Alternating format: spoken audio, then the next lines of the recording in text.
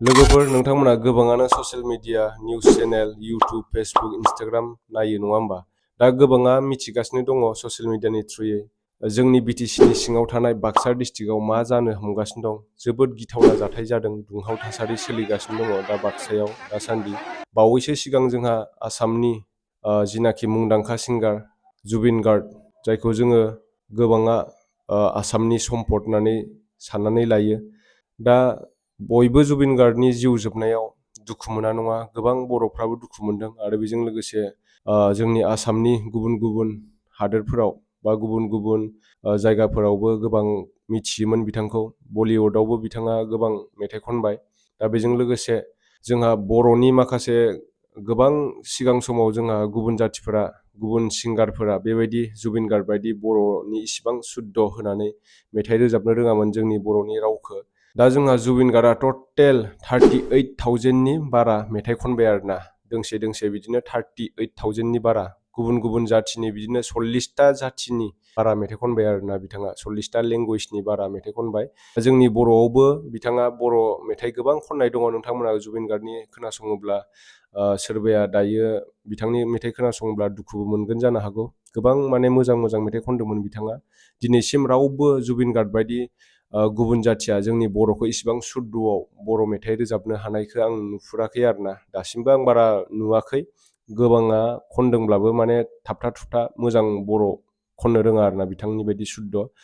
दा जोंहा बर'फ्राबो गोबां दुखु मोनदों। जुबिन गार्गआ जिउ जोबनानै थांबाय। बिथांखौ साजायनानै फाव फान्दायनानैसो बुथारदों जाहैदों। दा निउस चेनेलफोरनि गेजेरजों नोंथांमोना नुनो मोनगासिनो दंखायो।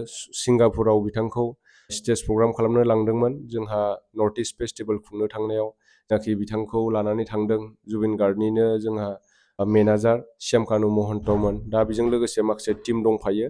दा लोगोफोर आंनि दिनैनि भिडिअ बानायनायनि जाहोना बेसो। आङो फेसबुकाव मोनसे पस्ट होदोंमोन, एसे बाथ्राया साननो गोनां आरो सिरियास लानो गोनां होननानै, जाहाथे जोंनि बर'फ्रा गुबुन जाथिफोरजों गोबां बिदिनो नासयजायो, गाग्लोबजायो, सोरबाया जिनाहारि खालामजायो, सोरनिबा बिनानाव, सोरनिबा बिब', सोरनिबा बिमादै, सोरनिबा बिदिनो बिमानैफोरा बर'फ्रा किसुमाना माने ओरैनो सायावल' बिदिनो माने सिरियास लाया आरोना। दा नोंथांमोना सिरियास लाब्लानो जाबाय। बे बाथ्राया गोबां साननो गोनां बाथ्रा। बेवहाय माखासे गुबुन जाथिफोरा जोंनि बर'फोरनि गेजेराव जेनेबा गुलाय गुजाय खालामनायखौ गोबां सानो आरोना।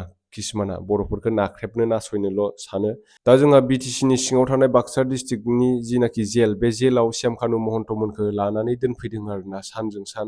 दा बेवहाय गोबां पाब्लिकफ्रा, बेवहाय जुबिन गार्गनि सापर्टारफोरा गाज्रि मोननानै पुलिसनि गारिखौ सावदों। श्यामकानु महन्तमोन जिनाखि जुबिन गार्गखौ फाव फान्दायनानै फुथारग्रा श्यामकानु महन्तमोन लाबोनाय गारिखौ सावदों, पुलिस गारिखौ। दा बेवहाय पुलिसा फायरिं होनायाव सानैसो सुबुङा जखम जानो गोनां जादों आरोना, पुलिसनि गुलि सिलाइ गावनाय गुलिजों। दा गोबां दुखुनांथाव जाथाय। जोंनि बिटिसि ओनसोलाव, बर' एरियायाव माने बाक्सा डिस्ट्रिक्टआव मानो लाबोखो, बेबो गिदिर सोंलु। गोबाङा गोबां कमेन्ट खालामदों, बे जोंनि बाक्सा डिस्ट्रिक्टनि जेला गोदानसो, बेवहाय माने गुवाहाटियाव दोननो हायैनि दावराव बारा जागोन होननानै बेवहाय दोनखुमा फैदों, बेबायदि बुंदों गोबाङा कमेन्टआव। दा नंगौबो साननानै नायोब्ला, जाहाथे जेल गोदान हिसाबै गुवाहाटियावथ' नोंथांमोना गोबां दावराव जानायखौ नुनो मोनखादों, बेहाय सिरि जागोनदां साननानैबो लाबोदोंबो बोरैबा बेराफारसेथिं साननानै नायोब्ला।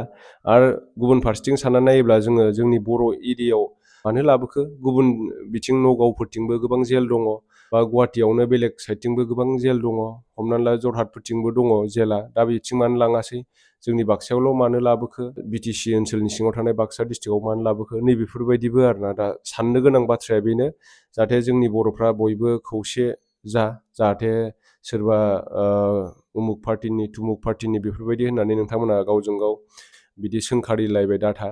गोबां कमेन्टआव आं नुनो मोनदों। आं पार्टिनि जानानैबो बे भिडिअखौ बानायाखै, जाहाथे बयबो एलार्ट जायो।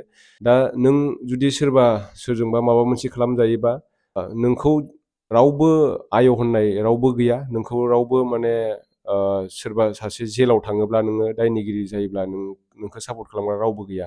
दा बेनिखायनो उन सिगां साननानै नोंथांमोनाबो कमेन्ट्सखौ लिरब्लानो जाबाय। मालायनि भिडिअफ्राव जानला मोनला कमेन्ट्स लिरनाङा।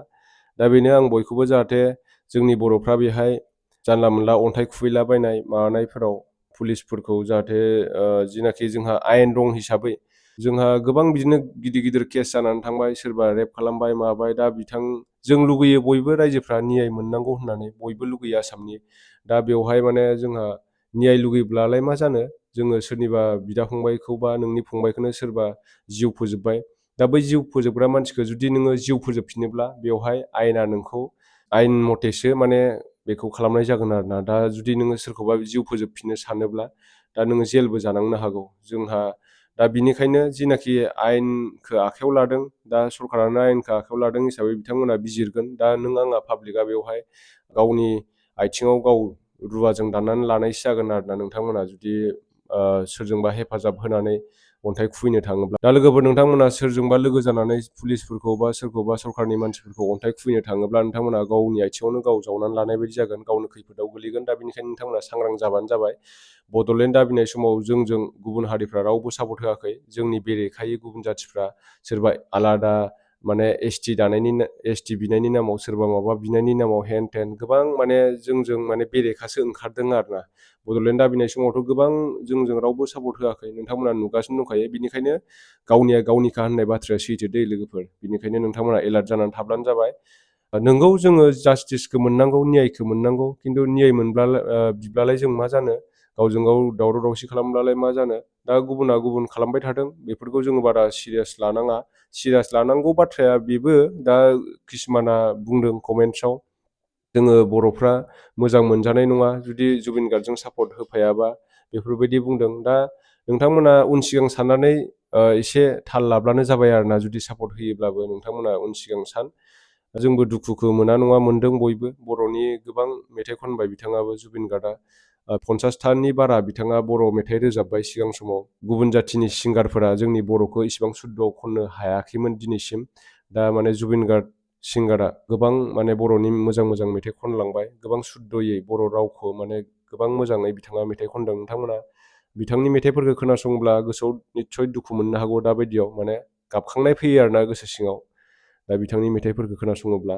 दा आंनि बुंनांगौआ बेनो, जाहाथे बयबो बर'फ्रा रावनिबो गोदै रावाव दा गोजाव, जाहाथे रावनिबो खैसाराव दा गोजाव नङाबा नोंथांमोना आयेननि बेरेखा जानो हागौ आरोना। नोंथांमोना गावनि आथिङाव गावनो जावनानै लानाय बायदि जागोन। दा बेनिखायनो नोंथांमोना एसे सानै हयै खामानिफोरखौ मावलांबानो जाबाय आरोना। जाहाथे सोरबाया न' सावनो होयोब्ला, ओइ नों सावग्रा जा, आं उनाव थानानै नायहरबाय थागोन आं मानसिफोरखौ, बेबायदि बुङोब्ला नोंथांमोना गावनो फासिनो हागौ आरोना, गावनो माने खैफोदाव गोलैनो हागौ। बेनिखायनो नोंथांमोना सांग्रां जाब्लानो जाबाय। गुबुना जिखि मावा मानो नोंथांमोना गोजाननिफ्राय नायहरबाय था। जोंजोंथ' अनेक बिदिनो जोंनि हारिखौ माने नासयनो मुगैनो गुबुनफ्रा जोंखौ सैखाया। दा नोंथांमोना नुगासिनो दंखायो, सिगांबो बड'लेण्ड दाबिनाय समाव जोंजों रावबो सापर्ट होखायाखै गुबुन जाथिफ्रा। दा होदोंब्लाबो ओरैनो सायावल' आरोना। दा नोंथांमोना बेनिखायनो गावनि बिदा फंबायखौ गावजों गाव दा बखिलाय, जाहाथे गोरोबनानै थाब्लानो जाबाय। गुबुना गुबुन पार्टियाव थाया मानो, सोरबाया उमुक पार्टियाव थाया मानो, गावजों गाव बेबायदि पार्टिजों पार्टि माने बखिलायबाय दा था। दा जों बयबो खौसे जानांगौ, आंना बेनो आरोना लोगोफोर। अब्लासो जोङो माने हारिनि गेजेराव मोजां सानलायनाय, मोजां बुजिलायनाय, अब्लासो जोङो हारिनि गेजेराव इउनिटि बा गावजों गाव मोजां सानलायनाय, मोजां बुजिलायोब्लासो, गावजों गाव सोरखौबा उमुकनि थुमुकनि होनलायलायालासिनो जों सिरि थालायोब्लासो जोङो मोनसे मोजां गेरेमसा हारि दानो हागोन आरोना लोगोफोर। दा बेनोसै लोगोफोर, जोंहा बाक्सा डिस्ट्रिक्टआव इन्टारनेटबो बन्द' खालामदों। इन्टारनेटखौ मानो बन्द' खालामदों होनना बुङोब्ला, बे जायगानि जाथायखौ जाहाथे गुबुन जायगायाव बांसिन स्प्रेड खालामनानै गुबुन जायगानि सुबुंफ्रा जमा जानानै जिनाखि नेपालनि बायदि गन्दगल खालामगोन साननानै, नेपालनि बायदि जाथाय जागोन साननानै जोंहा सरकारा माने बेखौ बन्द' खालामनाय जादों आरोना इन्टारनेटखौ। दा नोंथांमोना जानला मोनला पस्टफोरबो दा होलाबाय, नङाबा नोंथांमोना आयेननि बेरेखा जानो हागौ। बेनोसै लोगोफोर, ओरैनो हालखायाव दाला आरोना नोंथांमोना बेफोर जाथायफोरखौ। दा साबधान जानानै थाब्लानो जाबाय। आंनि बुंनांगौआ बेनो, गावनि बिदा फंबाय, बिब' बिनानाव, बिबथै बिमानै जा सोमोन्दो जायफोर जायो, आं नोंथांमोनखौ गुरै खावलायहरबाय। दिनैनि भिडिअ'आ एसेनोसै लोगोफोर, नेक्स्ट भिडिअ' थाबै लोगो मोनफिनगोन। बाय बाय।